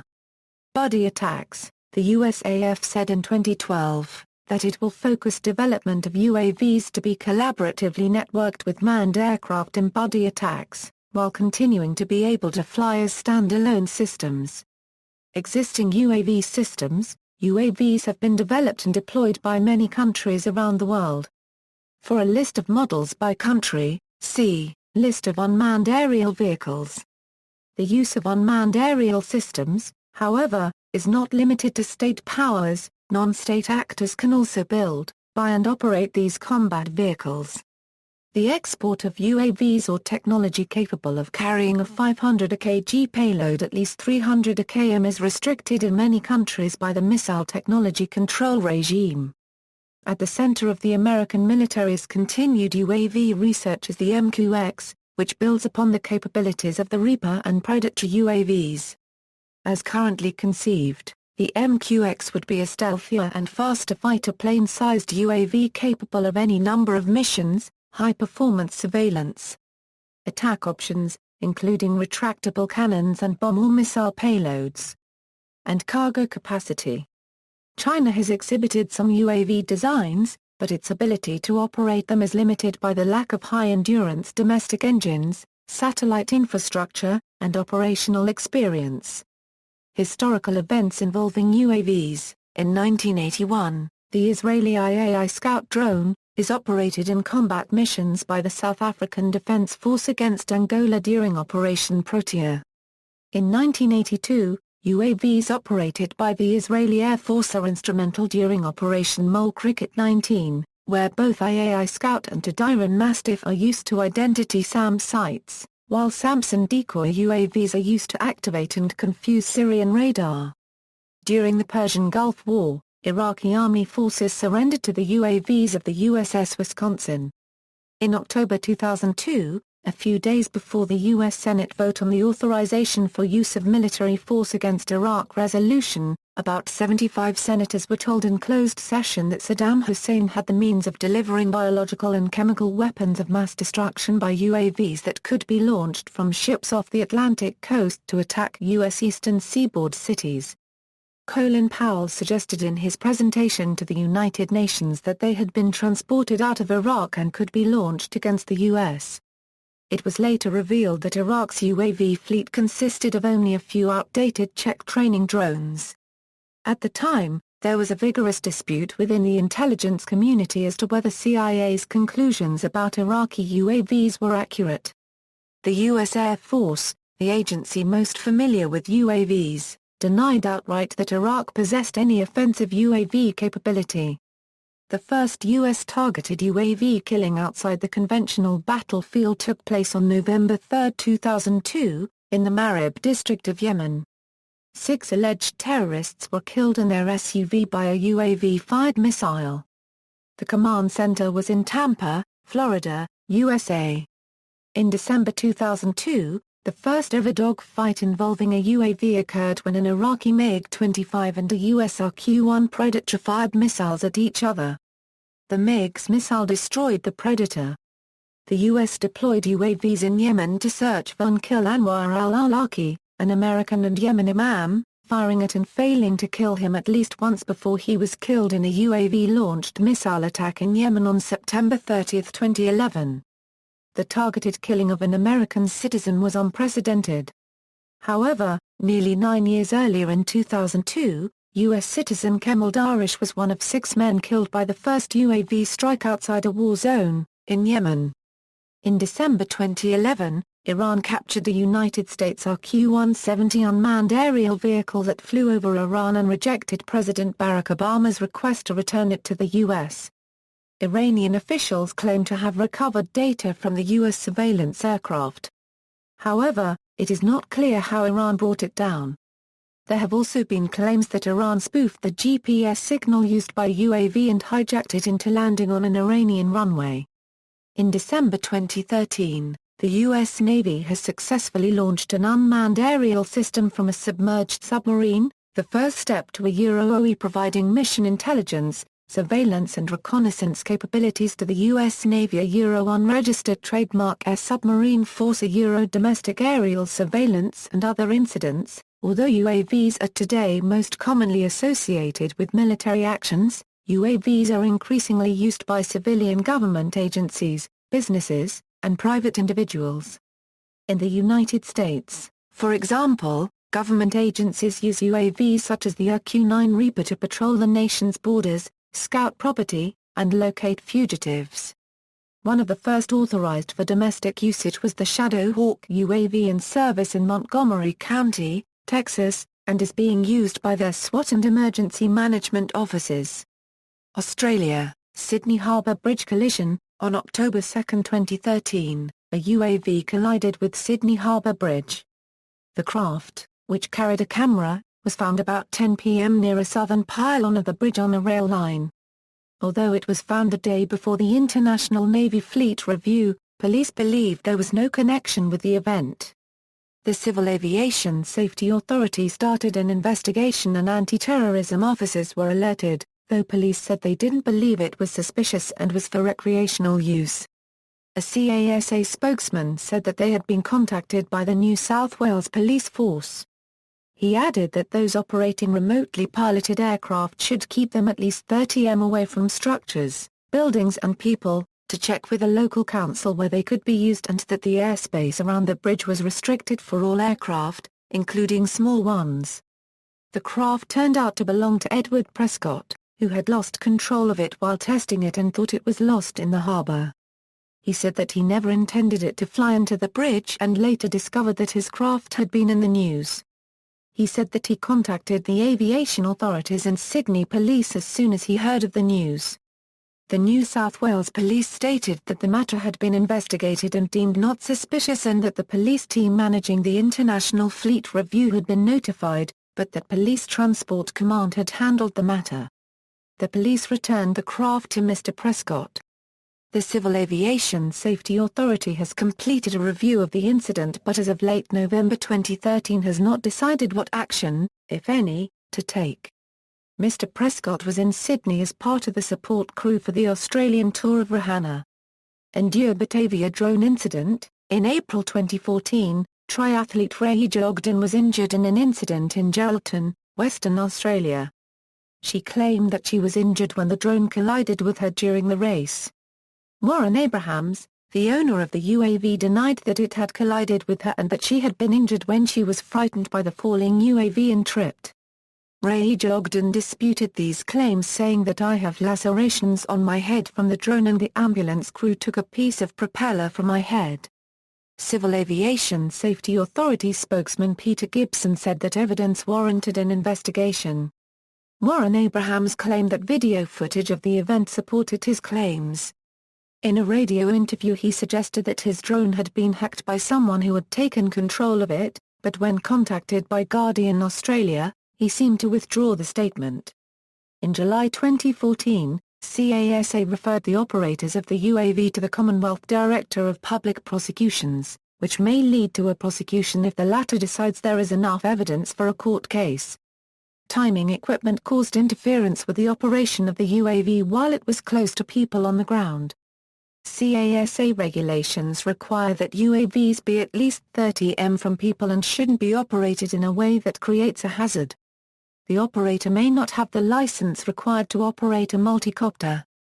Belgium. In 2013, the Flemish Research Institute for Nature and Forest and the Flanders Marine Institute planned to use a UAV with a camera and a detection system that automatically recognizes different types of vegetation, trees and individual plants in order to make regular assessments of the biodiversity of the Flemish terrain. Their previous system of using 25 civil servants to map the country was unsatisfactory and time-consuming. Brazil. Didier Deschamps claimed that a UAV flew over the French team's training camp in Ribeirão-Preto before their 2014 World Cup match with Honduras. Deschamps wasn't as amused as some of his players were by the incident, though he was content to leave the investigation to FIFA. Canada. Vancouver International Airport incidents. In April 2014, video of a UAV flying close to an airliner as it landed at Vancouver International Airport attracted criticism from several quarters as well as an investigation. The video showed footage of the airliner on final approach taken from a camera on board the UAV. Transport Canada spokesman Rod Nelson said his department was investigating with the Royal Canadian Mounted Police to identify the operator. Model Aeronautics Association of Canada Board of Directors member Steve Hughes said that pilots like the one in question were damaging the hobby of flying model aircraft. In March 2014, a remote-controlled helicopter was reported by the crew of a Boeing 777 flying 30 miles from their craft at the same airport, though nothing connects the two incidents. Democratic Republic of Congo. In August 2013, the Italian defense company Selex ES provided an unmanned surveillance drone to be deployed in the Democratic Republic of Congo to monitor movements of armed groups in the region and to protect the civilian population more effectively. Germany. The Deutsche Bahn said in 2013 that it would test small surveillance UAVs with thermal cameras to prosecute vandals who spray graffiti on its property at night. Graffiti incidents cost the Deutsche Bahn $10 million per year to clean up.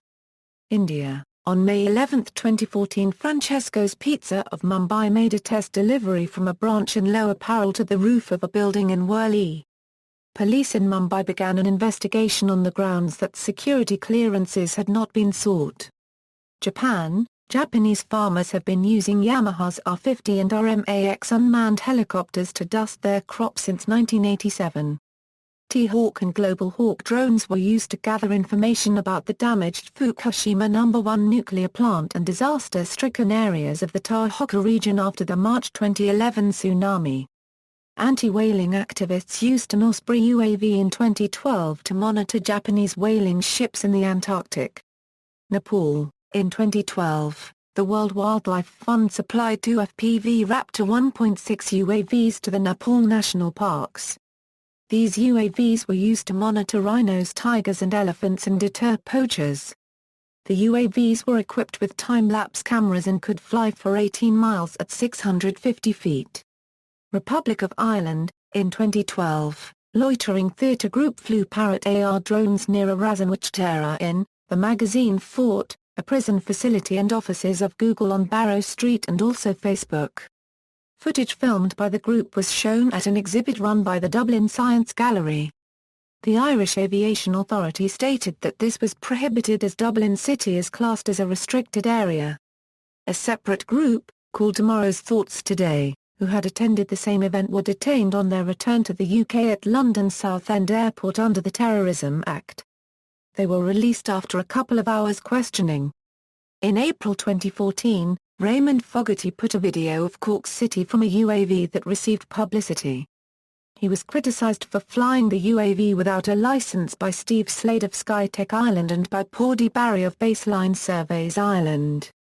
Mr. Barry described Mr. Fogarty's as having acted or recklessly and irresponsibly. Mr. Fogarty said he hadn't been contacted by the Irish Aviation Authority, but acknowledged that he had been naive in not looking up the laws and that he had contacted the IAA to get a licence. The IAA declined to comment on the case but stated that licenses were required to operate UAVs. Prison drug smuggling incident, around 11 a.m. on June 24, 2014. A quadcopter crashed into an exercise yard of Wheatfield Prison, Clondalkin, Dublin 22. The quadcopter collided with wires designed to prevent helicopters landing to aid escapes, causing it to crash. A package containing drugs hung from the quadcopter by a rope and was seized by a group of prisoners before prison staff could get to it. One prisoner swallowed the drugs and was placed into solitary confinement along with several others. The quadcopter was badly damaged by the crash, though an unsuccessful attempt was made to fly it out of the prison. The quadcopter was handed over to Ngada Zawashana and both they and the prison service are holding their own investigations. Legal status. In May 2012, the Irish Aviation Authority published a document setting out safety requirements for any unmanned aerial system, regardless of mass. An appendix contained an application form to apply to operate a UAS. The only previous legislation had been the Irish Aviation Authority Order, 2000. The IAA policy is that unmanned aerial systems may not be flown without the operator receiving a specific permission from the IAA. Where such a craft is to be used for commercial work, the operator must apply for an aerial work permission from the IAA. Flying UAS outside the direct, unaided line of sight of the operator is not allowed for safety reasons. It is not permitted to use vision-enhancing systems, such as first-person view. On November 15, 2012, the Irish Aviation Authority introduced a requirement that remotely piloted aircraft needed to be registered to comply with Statutory Instrument 634/2005 Nationality and Registration of Aircraft Order. On July 12, 2014, the Irish Times reported that the Irish Aviation Authority had issued permits to 22 operators to use UAVs in the Republic, as opposed to 14 the year before. The IAA said each permit issued by the IAA contained the stated reason the operator was using the UAV but that it could not release details of those who were licensed because of data protection legislation. USSR, the Tu-141 Swift reusable Soviet operational and tactical reconnaissance drone is intended for reconnaissance to a depth of several hundred kilometers from the front line at supersonic speeds. The Tu-123 Hawk is a supersonic long-range reconnaissance drone intended for conducting photographic and signals intelligence to a distance of 3,200 km. It was produced since 1964. The La-17P is a reconnaissance UAV produced since 1963. Since 1945, the Soviet Union also produced Doodlebug. There are 43 known Soviet UAV models. South Africa. In December 2012, the Kruger National Park started using a Seeker-2 UAV against rhino poachers. The UAV was loaned to the South African National Parks Authority by its manufacturer, Denel Dynamics of South Africa. In June 2013, police officers apprehended a man who flew a multicopter outside the hospital that Nelson Mandela was in. The pilot of the craft was questioned for several hours by police, then released. His equipment and footage were confiscated. The pilot apologized for his actions and said he did not intend to invade Nelson Mandela's privacy. In April 2014, the South African Civil Aviation Authority announced that it would clamp down on the illegal flying of UAVs in South African airspace. They also stated that as they had not authorized any such flights, existing ones were being done illegally. A growth in the use of UAVs has prompted the SACAA to integrate them into South African airspace, but until regulations were in place, people operating them could be fined up to $50,000 and face up to 10 years prison. United Kingdom. In 2007, Merseyside Police was reported to be conducting tests with a UAV. Merseyside Police caught a car thief with a UAV in 2010, but about a week later had to stop UAV operations as the UAV was not licensed. Regulations introduced at the start of 2010 required any aerial surveillance by unmanned aircraft, no matter the size of the drone, to be licensed. A license was granted by the Civil Aviation Authority, but the UAV was lost soon after during a training exercise in Aigburth, Liverpool, when it crashed in the River Mersey, and the police stated the UAV would not be replaced due to operational limitations and the cost of staff training. In 2012, the Ulster Society for the Prevention of Cruelty to Animals used a quadcopter UAV to deter badger baiters in Northern Ireland. In March 2013, the British League Against Cruel Sports announced they had carried out trial flights with UAVs and planned to use a fixed-wing Open Ranger and an octocopter to gather evidence to make private prosecutions against illegal hunting of foxes and other animals. The UAVs were supplied by Shadowview, a spokesman for Privacy International, said that licensing and permission for drones is only on the basis of health and safety, without considering whether privacy rights are violated. The CAA rules are that UAV aircraft less than 20 kilograms in weight must be in direct visual contact with the pilot, cannot fly within 150 meters of a congested area or within 50 meters of a person or vehicle, and cannot be used for commercial activity. Staffordshire Police were reported to be using UAVs as alternatives to standard police support units in 2012. In March 2014, Sussex Police announced a pilot project using an Ariane Sky Ranger for 3 months at Gatwick Airport. The project is funded by the Association of Chief Police Officers to test the effectiveness of the technology in policing. The equipment costs £35,000 with the training of 4 police officers costing £10,000. In April 2014, Robert Knowles of Barrow and Furness was prosecuted by the Civil Aviation Authority and pleaded guilty of flying a small UAV within 50 m of the Walney Bridge and the BAE Systems submarine testing facility. Knowles claimed that he had been flying in a field a mile and a half from the BAE Systems base but had lost radio contact with the craft, which flew on for more than 3 minutes after that. He was fined £800 and ordered to pay legal costs of £3,500. The CAA claimed that the case raised safety issues related to flying unmanned aircraft. United States, surveillance and policing. UAVs can be powerful surveillance tools by carrying camera systems capable of license plate scanning and thermal imaging as well as radio equipment and other sensors. The Electronic Frontier Foundation filed a Freedom of Information Act request on January 10, 2012 against the Federal Aviation Administration. As a result of the request, the FAA released a list of the names of all public and private entities that have applied for authorizations to fly UAVs domestically. Some of these government licenses belong to the U.S. Customs and Border Protection, a component of the Department of Homeland Security. UAVs have been used by U.S. Customs and Border Protection to patrol United States borders since 2005, and the agency currently owns 10 UAVs with plans to use armed drones. A May 2012 report issued by the DHS Inspector General found that CBP needs to improve planning of its unmanned aircraft systems program to address its level of operation, program funding, and resource requirements, along with stakeholder needs. Also, Despite the Bureau unregistered trademark S limited mission to safeguard the borders, the Bureau often flies missions for the FBI, the Department of Defense, NOAA, local law enforcement, and other agencies. In December 2011, the CBP made headlines when reporters discovered that the agency's UAVs were being used to assist local law enforcement in relation to cattle raiding in North Dakota without receiving prior approval from the FAA or any other agency. Individuals in the United States have few legal privacy protections from aerial surveillance conducted through UAVs. In Florida v. Riley, the United States Supreme Court held that individuals do not have the right to privacy from police observation from public airspace.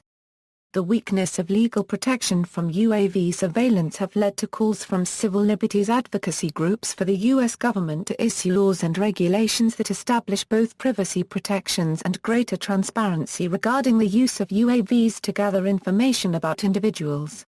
As an example, the American Civil Liberties Union has warned of a nightmare scenario in the future where the police might be able, with computer technology, to combine mobile phone tracking with video data and build up a database of people's routine daily movements. In February 2013, Seattle Mayor Michael Magine ordered the Seattle Police Department to abandon plans to use UAVs after objections from residents. 2 Dragonflyer X-6 craft had been purchased with a federal grant and the police had been granted FAA approval though they had not started using them. The vehicles were to be returned to the manufacturer.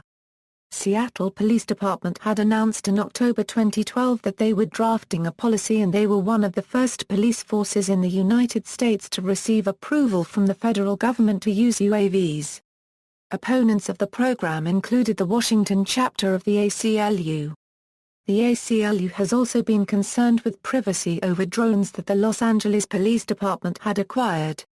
On February 24, 2012, the Electronic Privacy Information Center, joined by over 100 organizations, experts, and members of the public, submitted a petition to the FAA requesting a public rule-making on the privacy impact of UAV use in U.S. airspace.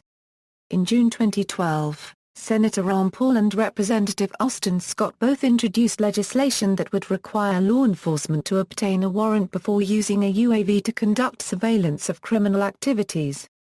EPIC has stated that transparency and accountability must be built into the FAA's system of UAV/RPV regulation in order to provide basic protections to the public. While Congress rapidly moves ahead to authorize further use of domestic UAVs, many remain skeptical regarding privacy concerns. Some privacy scholars argue that the domestic use of UAVs for surveillance will ultimately benefit privacy by encouraging society to demand greater privacy rights. Associated today with the theater of war, the widespread domestic use of drones for surveillance seems inevitable. Existing privacy law will not stand in its way. It may be tempting to conclude on this basis that drones will further erode our individual and collective privacy. Yet the opposite may happen. Drones may help restore our mental model of a privacy violation. They could be just the visceral jolt society needs to drag privacy law into the 21st century. FBI Director Robert Mueller testified before the Senate Judiciary Committee on June 19, 2013 that the FBI owns and uses UAVs for the purposes of surveillance. Non-police users, law enforcement and other government agencies are not the only entities that use UAVs. Private citizens and media organizations use UAVs as well for the purposes of surveillance, recreation, or personal land assessment. Some farming initiatives utilize UAVs for crop spraying, as they are often cheaper than a full-sized helicopter. Occupy Wall Street journalist Tim Pool uses what he calls an occupcopter for live feed coverage of Occupy movement events. The occupcopter is an inexpensive radio-controlled quadcopter with cameras attached and controllable by Android devices or iOS. In February 2012, an animal rights group used a microcopter hexacopter to film hunters shooting pigeons in South Carolina. The hunters then shot the UAV down. UAVs also have been shown to have many other civilian uses, such as agriculture, Hollywood, and in the construction industry.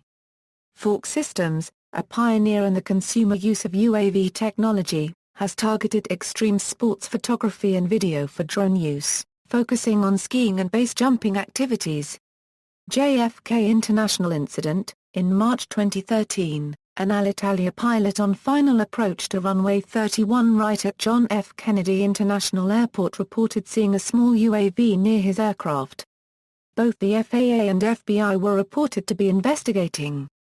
Virginia Bull Run crash. In August 2013, a UAV filming events at the Virginia Bull Run in Dinwiddie County, Virginia crashed into the crowd, causing minor injuries. Manhattan drone crash. In September 2013, a UAV flying over Manhattan collided with a building and crashed on the pavement below near a businessman who reported the incident to the police. The pilot seemed to lack experience controlling it as it collided with several buildings before the collision that made it crash. In October 2013 it was reported that a man had been arrested days after the incident had been reported in the media and that he had been charged with reckless endangerment.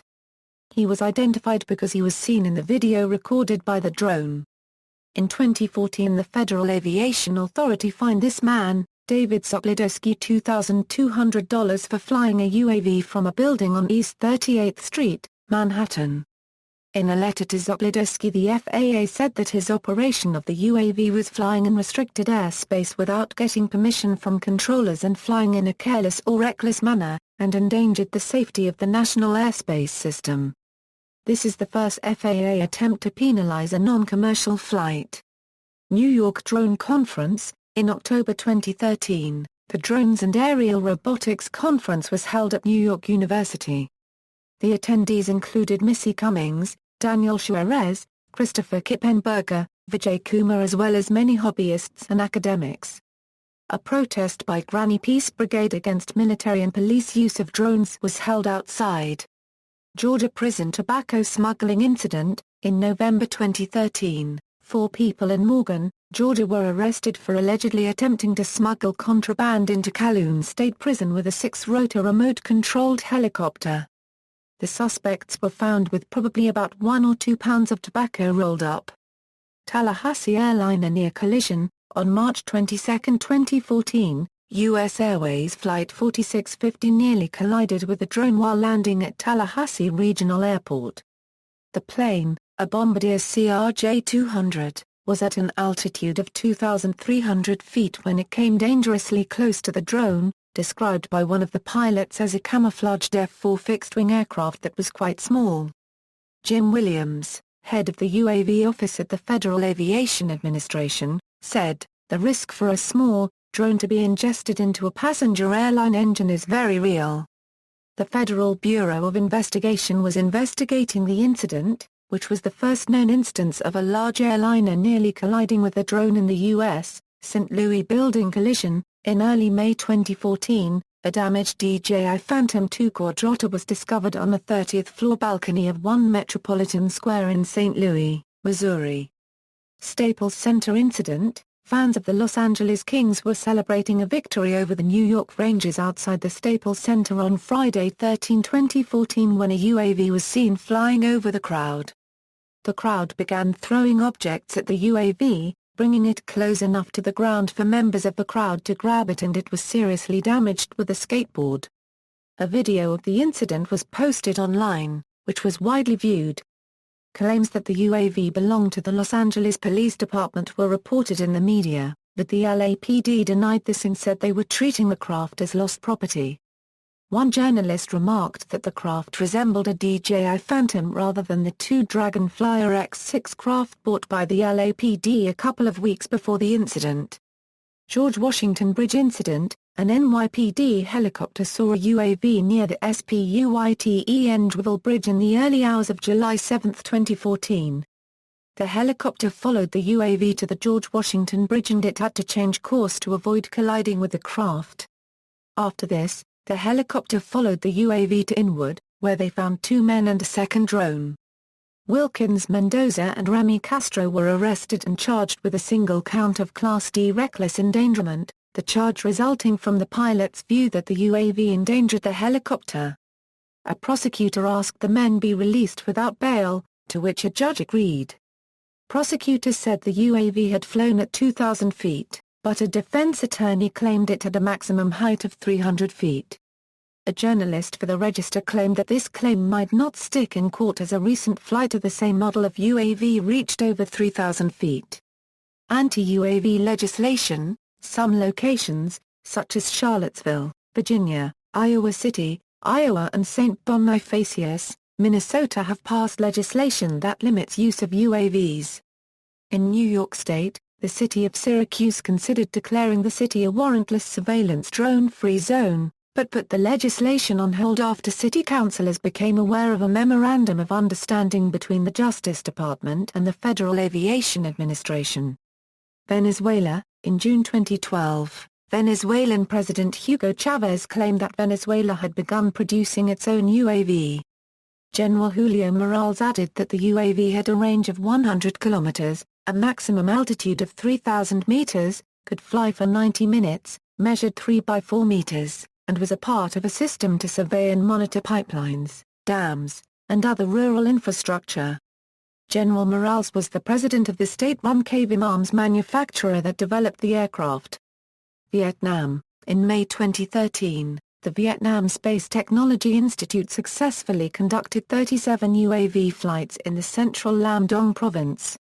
Research for the UAVs began in 2008 and was later funded by the state in 2011. UAV operations. In the U.S., thousands of civilian UAV operators work for contractors, piloting and maintaining UAVs.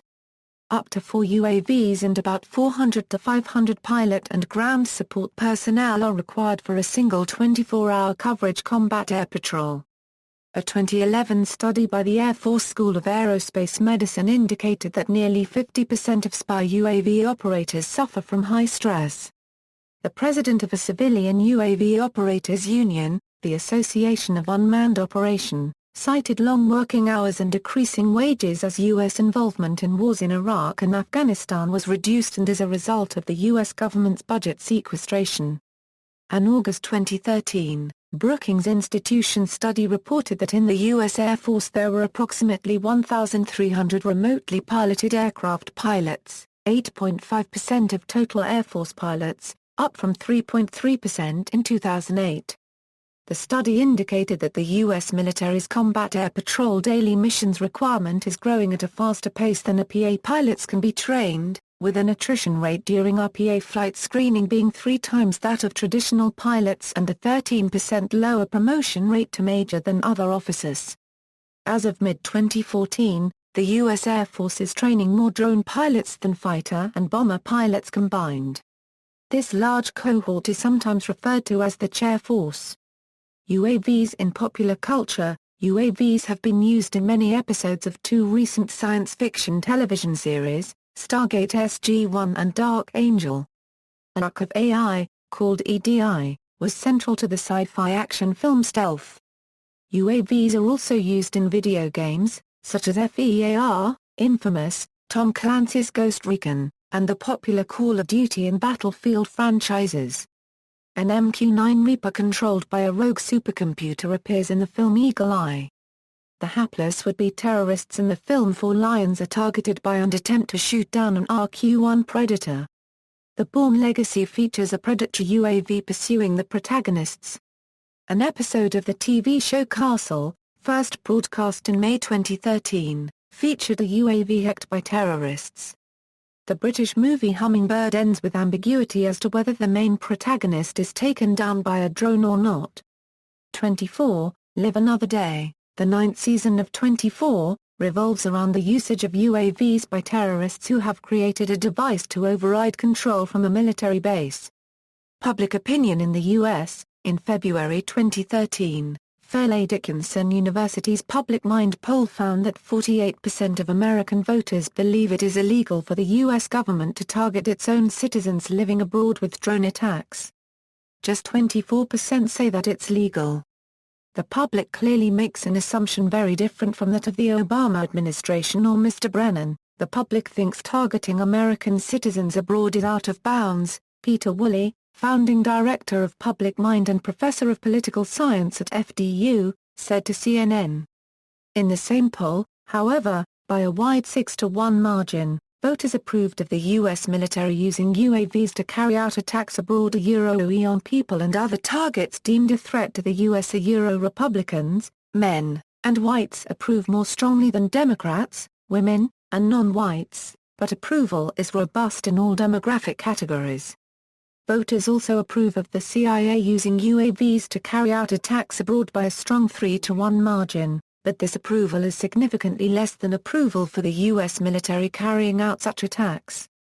Despite this broad-based public support, there are a number of vocal critics of the increasing use of UAVs to track and kill terrorists and militants. A major criticism of drone strikes is that they result in excessive collateral damage. David Kilcullen and Andrew Exum wrote in the New York Times that according to Pakistani sources, they have also killed some 700 civilians. This is 50 civilians for every militant killed, a hit rate of 2%. Other studies have put the civilian casualty rate anywhere between 4 and 35%. It is difficult to reconcile these figures because the drone strikes are often in areas that are inaccessible to independent observers and the data includes reports by local officials and local media, neither of whom are reliable sources. Critics also fear that by making killings seem clean and safe, so-called surgical UAV strikes will allow the United States to remain in a perpetual state of war. However, others maintain that drones allow for a much closer review and much more selective targeting process than do other instruments of warfare, and are subject to congressional oversight. Like any military technology, armed UAVs will kill people, combatants and innocents alike, thus the main turning point concerns the question of whether we should go to war at all. Lobbying in the U.S., movie makers, real estate agents, criminal defense lawyers and farmers are among at least 68 groups with a newfound political interest in drones according to Center for Responsive Politics data compiled by Bloomberg. At least 28 universities and local government agencies as well as Amazon hope to use drones civilly someday. Limited commercial operations for drones weighing less than 55 pounds is a proposal due to be decided upon by the end of the year. In June 2014, the Motion Picture Association of America stated its support of an FAA exemption for the use of small drones in limited low-risk scenarios in film and television productions. Morality: the unmanned aspect of UAVs is primarily what sets them apart from manned aircraft. This aspect also raises certain moral concerns. Some believe that the asymmetry of fighting humans with machines that are controlled from a safe distance lacks integrity and honor that was once valued during warfare. Others feel that if such technology is available, then there is a moral duty to employ it in order to save as many lives as possible. Another potential moral issue with UAVs is that because they do not allow for pilot casualties, some fear that they will be used more frivolously, and that human lives affected by UAV-based strikes will not be regarded with as much consideration as with manned aerial attacks. Civilian death: some critics emphasize that the use of drones promotes not only a physical, but emotional disengagement from on-the-ground combat, for example, which is historically the foundation of military combat. This has a number of implications. Individuals taking on a critique of drone use challenge the supposed sense of morality and ethics that is taken on when justifying drone use. The evolution of new types of warfare creates a growing detachment from direct combat via the increased use of drones, and distances combatants from the consequences of their actions. Therefore, the use of drones is often associated with the idea that it is more ethical. The minimization of U.S. casualties due to this distancing, for example, is another reason drone use is increasingly looked at as an improved technique of war. Critics argue this detachment is failing to address the reality of innocent civilians being killed through this war strategy. Technology: the use of drones can be understood as a manifestation and extension of the technological revolution in military affairs discourse.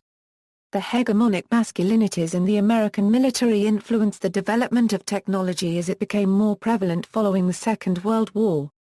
The entrenchment of this masculinity is even apparent in the present day, as women quite often have inferior positions to men in technology research, development, and use. These concerns are not only limited to drone use. Cyborgs are also a manifestation of technology and new wars developing from RMA. These new types of technologies create new ways in which soldiers are conceptualized. Traditionally, soldiers were considered to be physical combatants, whereas now, technology in warfare blurs the distinction between autonomous users and who is representative of a soldier. Examples: one of the more mobilized groups engaged in this dialogue is Code Pink, a grassroots peace movement concerned with global social justice. This is a group primarily composed of women and led by women, seeking to mobilize against the United States military and the particular wars or battle campaigns they associate themselves with either economically or militarily. For example, Code Pink has facilitated a number of summits and campaigns against drones internationally and domestically. Legality: a confidential Justice Department memo concludes that the U.S. government can order the killing of American citizens if they are believed to be a OE operational liad ursa of Al-Qaeda or a OE an associated force a even if there is no intelligence indicating they are engaged in an active plot to attack the U.S. The secrecy surrounding such strikes is quickly emerging as a central issue in the hearing of White House counterterrorism advisor John O'Brien, a key architect of the UAV campaign, to be CIA director. Brennan was the first administration official to publicly acknowledge UAV-based strikes in a speech last year, calling them a consistent with the inherent right of self-defense in a separate talk at the Northwestern University Law School. Attorney General Eric Holder specifically endorsed the constitutionality of targeted killings of Americans, saying they could be justified if government officials determined that the target poses a an imminent threat of violent attack but the confidential Justice Department white paper introduces a more expansive definition of self-defense or imminent attack than described by Brennan or Holder in their public speeches. It refers, for example, to what it calls a broader concept of imminency than actual intelligence about any ongoing plot against the U.S. homeland. The condition that an operational leader presents an imminent unregistered trademark threat of violent attack against the United States does not require the United States to have clear evidence that a specific attack on U.S. persons and interests will take place in the immediate future, the memo states. Instead, an informed, high-level official of the U.S. government may determine that the targeted American has been or recently involved in OE activities posing a threat of a violent attack and if there is no evidence suggesting that he has renounced or abandoned such activities as in Holder unregistered trademark speech. The confidential memo lays out a three-part test that would make targeted killings of American lawful. In addition to the suspect being an imminent threat, capture of the target must be a OE infeasible, and the strike must be conducted according to laws of war principles but the memo elaborates on some of these factors in ways that go beyond what the Attorney General said publicly. For example, it states that U.S. officials may consider whether an attempted capture of a suspect would pose an OE undue risk to U.S. personnel involved in such an operation. If so, U.S. officials could determine that the capture operation of the targeted American would not be feasible, making it lawful for the U.S. government to order a killing instead, the memo concludes. The undated memo is entitled OE lawfulness of a lethal operation directed against a U.S. citizen who is a senior operational leader of Al-Qaeda or an associated force It was provided to members of the Senate Intelligence and Judiciary Committees in June 2013 by administration officials on the condition that it be kept confidential and not discussed publicly. Although not an official legal memo, the white paper was represented by administration officials as a policy document that closely mirrors the arguments of classified memos on targeted killings by the Justice Department unregistered trademark's Office of Legal Counsel, which provides authoritative legal advice to the President and all executive branch agencies. The administration has refused to turn over to Congress or release those memos publicly or to even publicly confirm their existence. A source with access to the white paper, which is not classified, provided a copy to NBC News. The white paper also includes a more extensive discussion of why targeted strikes against Americans does not violate constitutional protections afforded to American citizens as well as a U.S. law that criminalizes the killing of U.S. nationals overseas. It also discusses why such targeted killings would not be a war crime or violate a U.S. executive order banning assassinations. OEA lawful killing in self-defense is not an assassination. The white paper reads. OE in the departmental unregistered trademark S view, a lethal operation conducted against a U.S. citizen whose conduct poses an imminent threat of violent attack against the United States would be a legitimate act of national self-defense that would not violate the assassination ban. Similarly, the use of lethal force, consistent with the laws of war, against an individual who is a legitimate military target would be lawful and would not violate the assassination ban. See also.